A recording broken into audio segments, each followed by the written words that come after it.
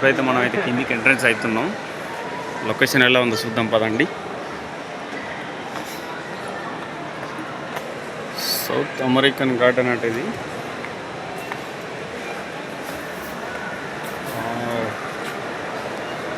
Location అయితే చాలా బాగుంది.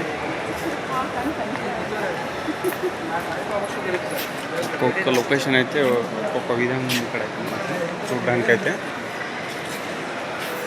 చెట్లు అయితే బాగున్నాయండి. ఇక్కడైతే ప్రపంచంలో లేని చెట్లు అయితే ఇక్కడైతే ఉన్నాయో అనుకోవచ్చు. ఇప్పుడు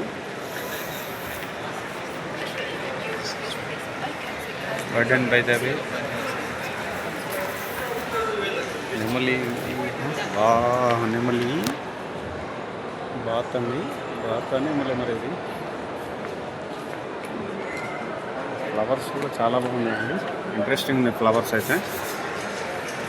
ఇక్కడ మన ఇంటికాడ చూసిన అన్ని ఫ్లవర్స్ అయితే ఇక్కడ అవుతుంది మనకైతే.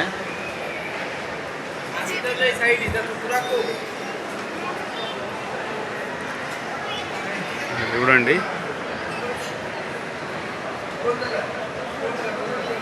రైడర్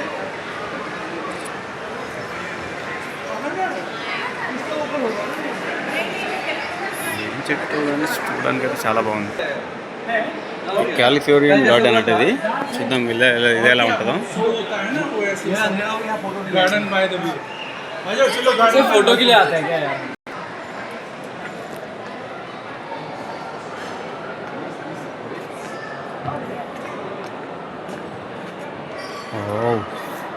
ఇది మన గ్రేప్స్ చెట్టు లాగా ఉంది. అదే అనుకుంటున్నాను, నాకు తెలిసి గ్రేప్స్ కావచ్చు. నాకు తెలిసి ఏంటిది మన అంగూర్ల చెట్టు ఇది. ఇది వచ్చేసి మనకు క్యాలీఫ్లవర్.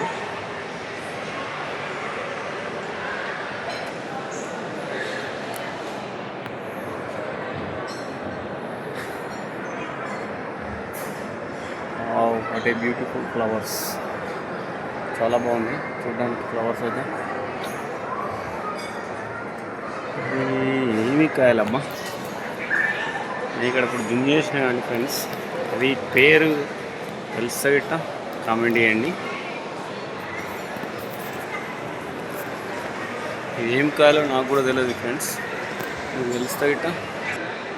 వావ్ చూడండి. ఇప్పుడు ఇంకా దగ్గర నుంచి అయితే మనం మెరీనా బై స్టాండ్ వేసి ఇక్కడైతే చూడవచ్చు.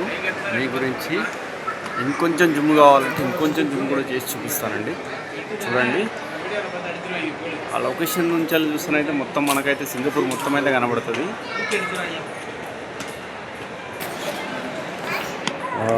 చూడండి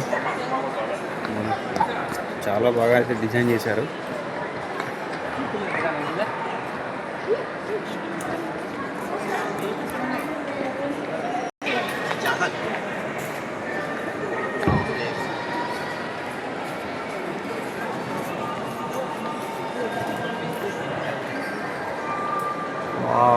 సూపర్ అండి.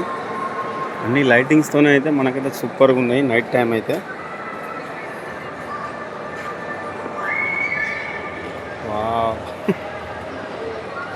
అయితే ఇది చాలా బాగా నచ్చింది.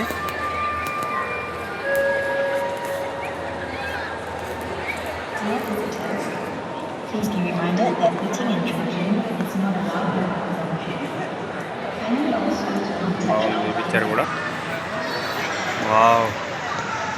మీ పేరు ఏమిటిదో తెలిస్తే కామెంట్ చేయండి.